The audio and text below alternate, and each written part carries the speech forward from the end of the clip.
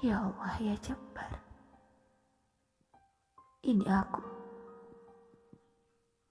salah satu dari miliaran ciptaanmu, pendosa paling tidak tahu diri, yang hanya datang kepadamu ketika sedang membutuhkan sesuatu. Pendosa nomor satu dalam hal berkeluh kesah. Pendosa yang kau tutup aibnya dari penglihatan manusia.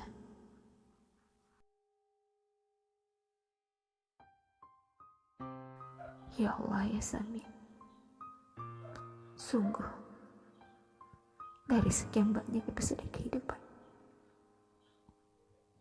rasanya ini paling membuatku bertanya-tanya. Sulit membedakan antara engkau marah atau terlalu rindu kepada kami.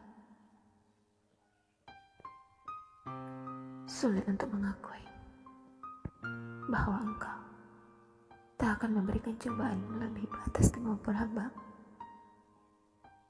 Sedangkan aku sendiri merasa tidak mampu. Ada begitu banyak hari ketika aku merasa sendirian. Dunia yang luas terasa begitu menyesakkan.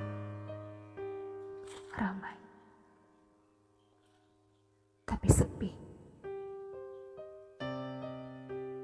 Bukan aku ingin menyerah, hanya terkadang aku bingung.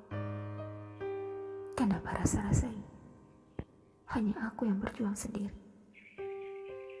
Sampai akhirnya aku sadar, ada banyak orang di luar sana yang menanti kebahagiaan sama sepertiku.